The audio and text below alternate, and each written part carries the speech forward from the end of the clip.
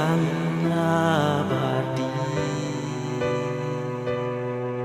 Hujan badai, gunung lautan seakan menjadi saksi. Hanya dia lentera jiwa dalam duka dan dalam bahagia.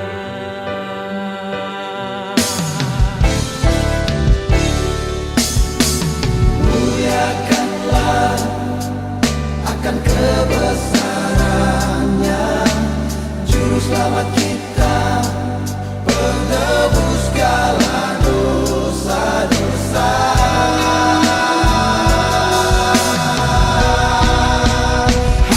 Hanyalah Dia yang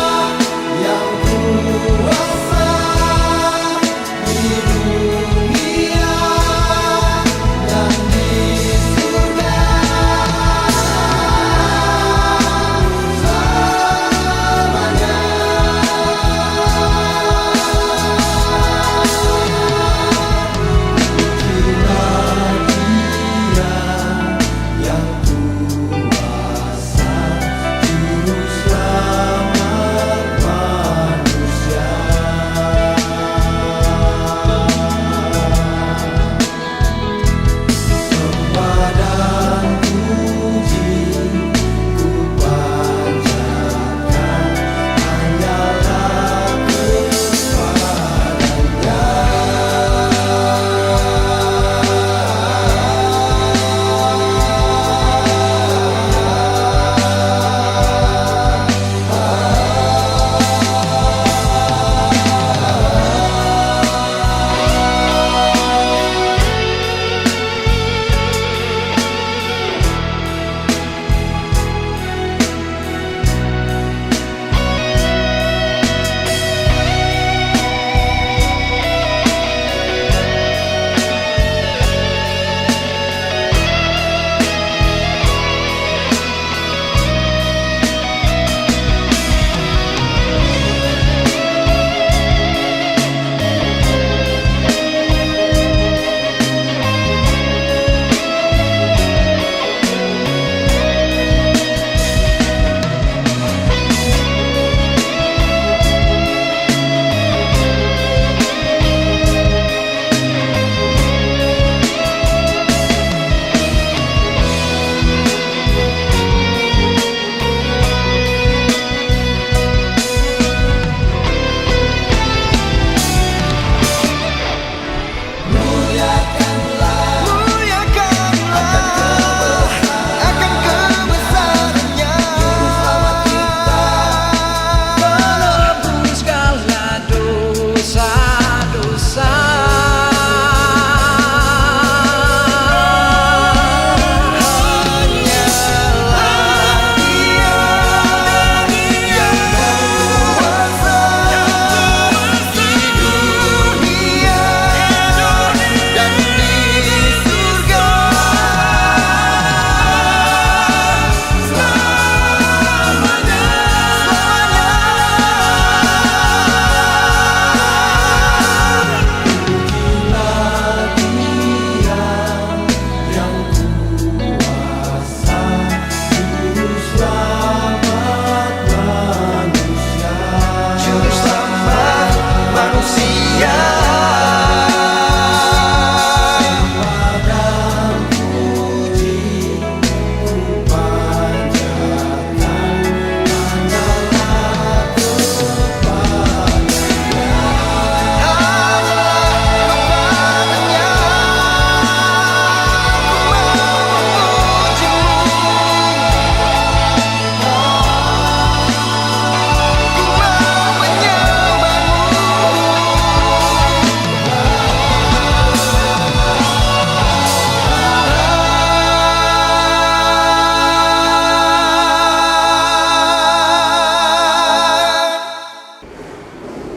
Selamat pagi Bapak Ibu dan jemaat yang terkasih dalam Tuhan Yesus Kristus.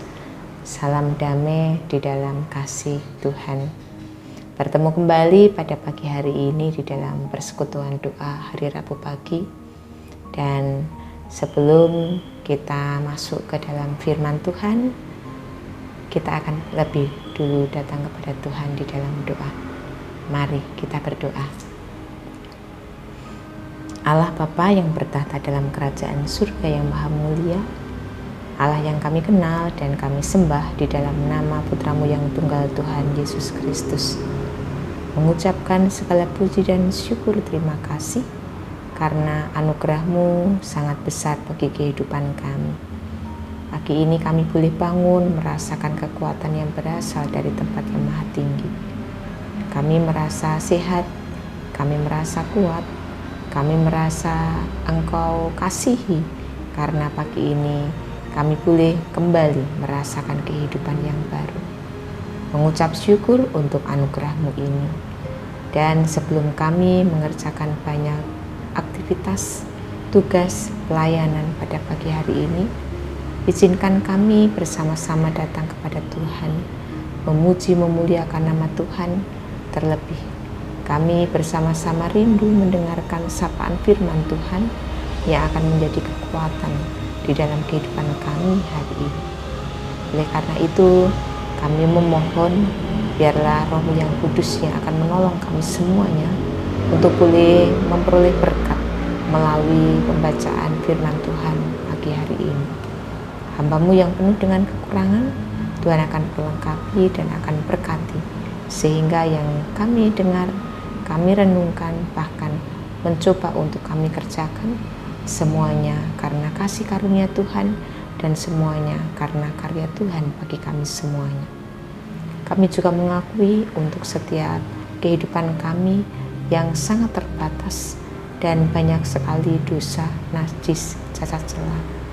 Di hadapan Tuhan kami mohon pengampunan. Engkau yang akan menyembuhkan setiap luka-luka, Tuhan yang akan memulihkan dan mentahirkan setiap dosa dan pelanggaran kami. Terima kasih Tuhan, waktu sepenuhnya saat ini kami serahkan kepada Tuhan saja.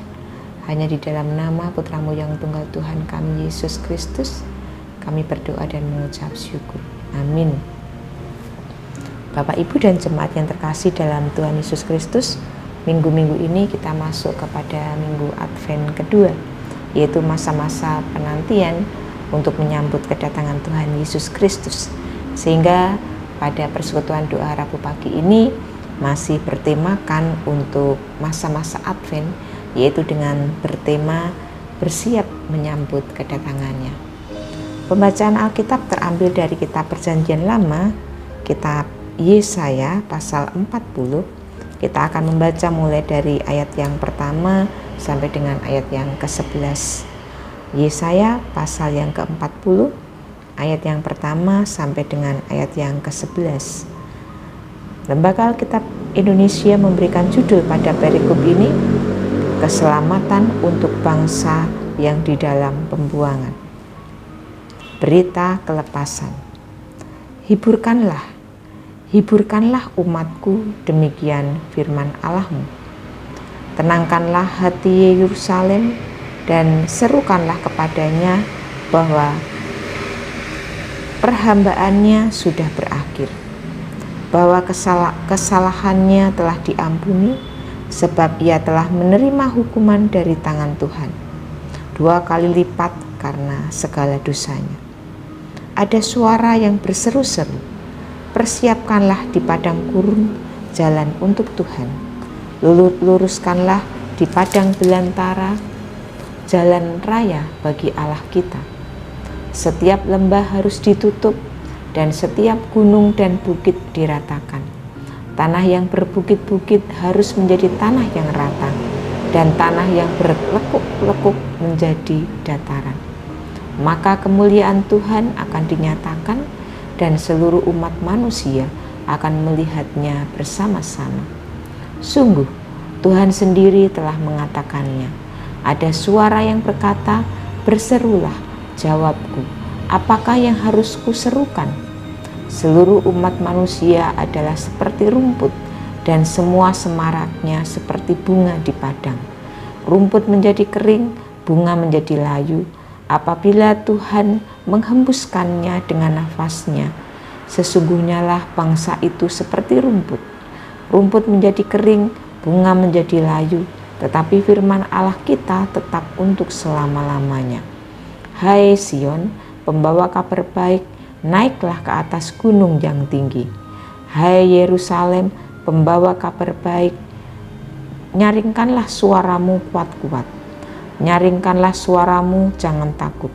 Katakanlah kepada kota-kota Yehuda, lihat itu Allahmu. Lihat itu Tuhan Allah. Ia datang dengan kekuatan dan dengan tangannya ia berkuasa. Lihat, mereka yang menjadi upah jerih payahnya akan ada bersama-sama dengan dia, dan mereka yang diperolehnya berjalan di hadapannya. Seperti seorang gembala, ia menggembalakan kawanan ternaknya dan menghimpunkannya dengan tangannya anak-anak domba di pangkuannya. Induk-induk domba dituntunnya dengan hati-hati. Sedemikian panjang pembacaan kitab suci. Yang berbahagia adalah yang mendengarkan tetapi juga mengerjakan dalam kehidupan sehari-hari. Haleluya, amin. Bapak, Ibu, dan jemaat yang terkasih dalam Tuhan Yesus Kristus, tema pada persekutuan doa hari Rabu pagi ini kita mengulang lagi, yaitu bersiap menyambut kedatangannya.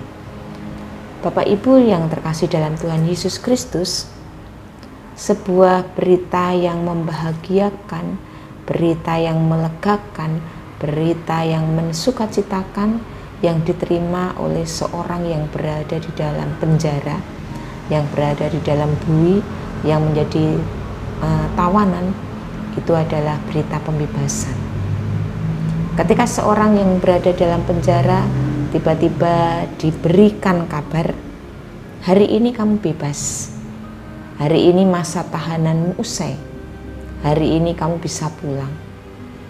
Pastilah yang ada di dalam hatinya lega.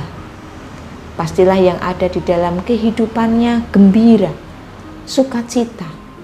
Karena selama waktu yang lama dia ada di dalam sebuah penjara, dia tidak bisa berkomunikasi dengan siapapun yang ada di luar, tidak bisa berinteraksi dengan sesamanya di luar. Sehingga masa-masa pembebasan itu adalah masa-masa yang menggembirakan dan masa-masa yang mensukacitakan. Demikian juga pembacaan kita pada saat ini, Yesaya pasal 40, ini adalah berita kesukaan, di mana tadi judul dari perikop ini adalah berita kelepasan. Bangsa Israel yang pada waktu itu dibuang di Babel kurang lebih 70 tahun, kemudian tiba-tiba diberikan sebuah berita kelepasan bahwa mereka akan terbebas, bahwa mereka akan diampuni dosa-dosanya, perhambaannya sudah berakhir. Jadi kalau di ayat yang pertama kedua tadi dikatakan, hiburkanlah umatku, demikianlah firman Allahmu. Tenangkanlah hati Yerusalem dan serukanlah kepadanya bahwa perhambaannya sudah berakhir, bahwa kesalahannya telah diampuni, sebab ia telah menerima hukuman dari tangan Tuhan 2 kali lipat karena dosanya. Berita kelepasan bagi bangsa Israel lepas dari tanah pembuangan yaitu Babel, tentunya bagi sebagian bangsa Israel yang menanti-nantikan kelepasan, tentunya adalah berita yang sangat menggembirakan. Dan tidak mungkin tidak, berita-berita tentang kelepasan ini ada pro, ada kontra, ada ragu-ragu, ada mungkin ketidakpercayaan. Bagaimanapun keadaan bangsa Israel itu sudah sangat lama terjajah. 70 tahun bukan waktu yang singkat. Yang sebelumnya itu sudah dijajah oleh bangsa Mesir kurang lebih 450 tahun. Dia kemudian ada di padang gurun kurang lebihnya 40 tahun. kemudian dibuang di Babel selama 70 tahun. Dan waktu-waktu ini adalah waktu-waktu yang tidak singkat, cukup panjang, cukup lama, yang membuat bangsa Israel mungkin sudah hilang harapan, mungkin sudah putus asa, mungkin sudah tidak lagi mereka memiliki angan-angan bahwa pada saatnya mereka akan lepas dari bangsa Babel. Tetapi berita ini dinyatakan oleh Nabi Yesaya. Dan tentunya di ayat-ayat selanjutnya, ketika bangsa Israel ini diberikan berita kesukaan bahwa mereka akan dilepaskan dan mereka akan masuk ke tanah perjanjian, keselamatan, tentunya ada hal yang perlu mereka persiapkan. Kalau kita tadi membaca di ayat-ayat yang sudah kita baca, paling tidak kita mencatat ada 3 hal yang perlu untuk disiapkan oleh bangsa Israel sebelum mereka menerima kelepasan ataupun mereka menerima keselamatan. Yang pertama, kalau kita membaca di ayat yang keempat, setiap lembah harus ditutup. Bapak, Ibu, dan saudara yang terkasih, kita tahu kalau kita lagi berjalan di sebuah lembah, lembah itu adalah suatu jurang gitu ya, yang ketika kita memasuki lembah tentunya memerlukan keadaan yang membahayakan bagi kehidupan kita. Digambarkan bahwa setiap lembah harus ditutup supaya ketika keselamatan, kedatangan Tuhan ini disambut dengan benar-benar dengan niat yang baik, tidak mudah bagi bangsa Israel. Waktu yang cukup lama mereka ada di dalam tanah pembuangan, mungkin banyak sekali kepahitan hidup. Banyak sekali mereka menjumpai ujian-ujian kehidupan yang tidak gampang. Banyak sekali mereka menjumpai kejahatan. Banyak sekali mereka menjumpai hal-hal yang tidak mengenakan dalam kehidupannya, karena mereka tertawan atau hidup di dalam tanah pembuangan.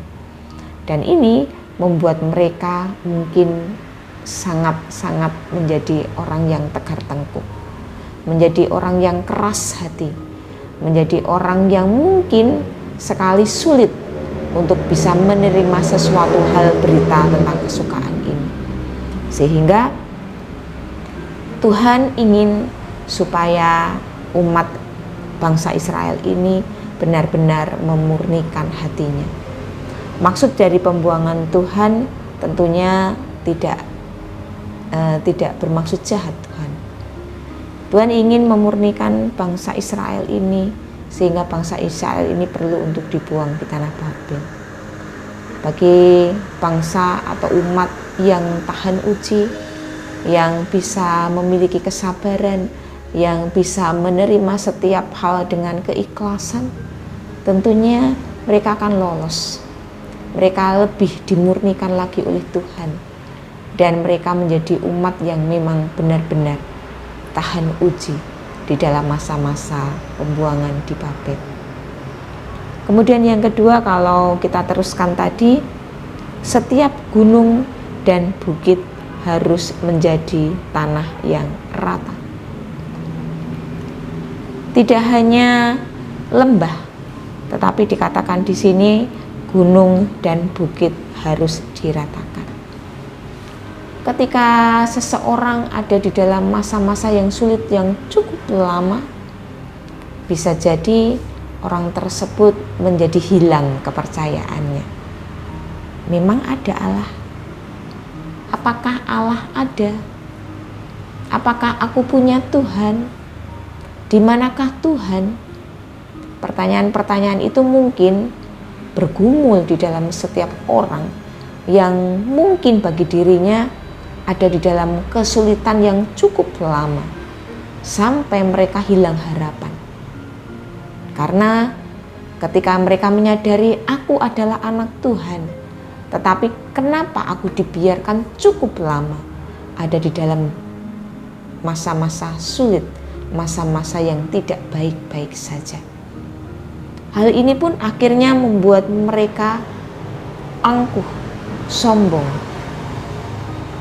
Orang yang berada dalam masa-masa seperti itu bisa jadi sudah tidak lagi percaya akan Tuhan. Mereka menganggap seperti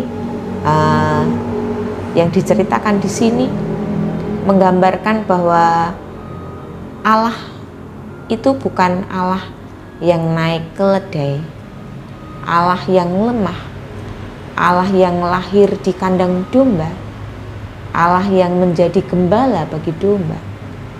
Mereka berangan-angan ketika sudah ada di dalam masa sulit yang cukup berat, mempunyai harapan, mempunyai cita-cita, mempunyai angan-angan memiliki seorang raja yang lahir di sebuah kerajaan, yang naik kuda, yang bisa berperang, dan yang memiliki kekayaan berlimpah. Sehingga gambaran-gambaran tentang Mesias, juru selamat yang akan menyelamatkan mereka, sangat berbeda jauh dengan kenyataan yang akan mereka jumpai. Sehingga dikatakan hati mereka menjadi sebuah gunung kesombongan. Hati mereka menjadi angkuh. Hati mereka tidak percaya kepada Allah. Dan di ayat ini Tuhan menyampaikan melalui Yesaya, gunung-gunung dan bukit diratakan, supaya keangkuhan-keangkuhan hati yang ada di dalam bangsa Israel menjadi lemah, menjadi tunduk lagi kepada Tuhan, menjadi orang yang memang benar-benar menyadari kelemahannya dan mengakui bahwa Allah lah yang akan membebaskan mereka. Kemudian di ayat berikutnya dikatakan, dan tanah yang berlekuk menjadi dataran. Di sini kita akan membaca di ayat yang keempat bagian bawah, dan tanah yang berlekuk-lekuk menjadi dataran. Tentunya ketika kita berjalan di tanah yang tidak rata, di tanah yang berlekuk-lekuk, apapun itu bisa menjadi batu sandungan bagi kita.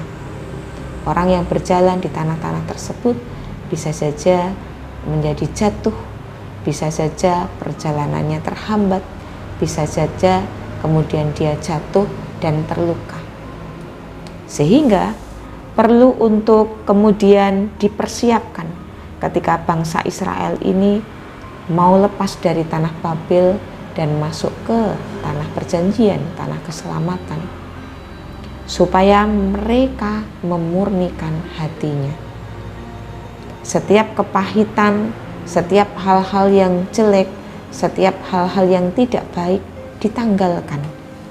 Setiap hal-hal yang mereka jumpai tentang kejahatan di tanah pembuangan ditinggalkan. Sehingga hati mereka menjadi murni, hati mereka menjadi lurus, dan tanah itu menjadi datar. Untuk kemudian mereka akan memperoleh jalan yang terbaik menuju keselamatan. Bapak, Ibu, dan jemaat yang terkasih dalam Tuhan Yesus Kristus, minggu-minggu Advent ini menjadi minggu introspeksi bagi diri kita sendiri, secara pribadi, secara keluarga, secara jemaat bergereja. Ketika kita menantikan kedatangan Sang Juru Selamat, Tuhan Yesus Kristus, apakah kita masih menyimpan lembah hati yang membuat kita pahit? Apakah kita masih menyimpan gunung-gunung dan bukit di dalam kehidupan kita yang menyaksikan keberadaan Tuhan Allah yang ada pada kita? Ataukah kita masih meragukan Tuhan yang menolong kita? Kalau masih, maka ada waktu kesempatan buat kita di minggu-minggu Advent ini untuk kembali memurnikan hati kita, menyambut kedatangan Tuhan. Minggu-minggu Advent ini bisa kita pakai untuk kembali merasakan anugerah Tuhan secara kasih yang luar biasa menyelamatkan kita. Kita disadarkan kembali bahwa kita ada, kita hidup, dan sekarang ini apa adanya karena anugerah dari Tuhan. Bukan karena kepandaian kita, bukan karena kegagahan kita, bukan karena kepintaran kita, tetapi semuanya sudah dipersiapkan Tuhan karena hanya anugerah Tuhan saja. Selamat untuk mengalami dan menikmati masa-masa Advent bersama keluarga tercinta, bersama jemaat, di dalam persekutuan, di dalam peribadahan, di dalam Bible Camp sendiri. Untuk Bapak, Ibu, dan jemaat bisa mempelajari secara pribadi minggu-minggu Advent. Sampai kedatangan Tuhan di hari raya Natal nanti, kita kedapatan menjadi seorang murid yang hatinya dimurnikan. Amin. Saat teduh untuk kita semuanya. Kita akan datang pada Tuhan di dalam doa. Mari kita berdoa. Allah Bapa kami yang bertahta dalam kerajaan surga yang maha mulia, mengucap syukur karena anugerah-Mu yang luar biasa bagi kami. Di masa-masa minggu-minggu Advent ini, kami kembali diingatkan kepada Tuhan, bagaimana kami mempersiapkan hati kami masing-masing menyambut kedatangan Tuhan Yesus Kristus. Jikalau sampai dengan saat ini, masih banyak hal yang kami simpan dalam kehidupan kami, kepahitan hidup, kejahatan, dan juga mungkin trauma di dalam kehidupan kami yang membuat kami kemudian tidak bisa merasakan jamahan Tuhan. Tuhan, tolonglah, biarlah Tuhan sendiri yang memurnikan hati kami. Roh-Mu Kudus sendiri yang akan menolong kami, menjamah kami semuanya, sehingga kami dimampukan tegak berdiri, menyambut kedatangan Tuhan Yesus Kristus. Hati kami boleh kami persiapkan dengan benar, dengan baik, sehingga kami boleh kedapatan berkenan di hadapan Tuhan ketika kami menyambut kedatangan Tuhan Yesus. Terima kasih Tuhan, terima kasih. Berdoa untuk keluarga-keluarga Kristen di GKJ Purbalingga di dalam masa-masa Advent dan mempersiapkan perayaan Natal. Engkau terus memurnikan keluarga-keluarga Kristen menjadi keluarga-keluarga yang bisa menjadi teladan bagi kehidupan di masyarakat. Kami berdoa untuk setiap panitia, untuk setiap komisi, untuk setiap hal-hal yang sudah dipersiapkan di Gereja Kristen Jawa Purbalingga di dalam menyambut Natal. Tuhan akan perlengkapi, Tuhan akan berkati, dan Tuhan terus-menerus mendukung di dalam kehidupan kami bergereja untuk mempersiapkan acara yang terbaik demi dan untuk kemuliaan nama Tuhan saja. Terima kasih Tuhan, terima kasih. Dan kami mohon pengampunan jikalau di dalam kami merenungkan bagian firman-Mu ada hal yang tidak berkenan di hadapan Tuhan. Kami mohon pengampunan. Dan hanya di dalam nama Putra-Mu yang tunggal Tuhan kami, Yesus Kristus, kami berdoa dan mengucap syukur. Amin. Akhirnya, selamat merenungkan bagian firman Tuhan. Selamat berkarya pada hari ini. Tuhan memberkati kita semuanya. Amin.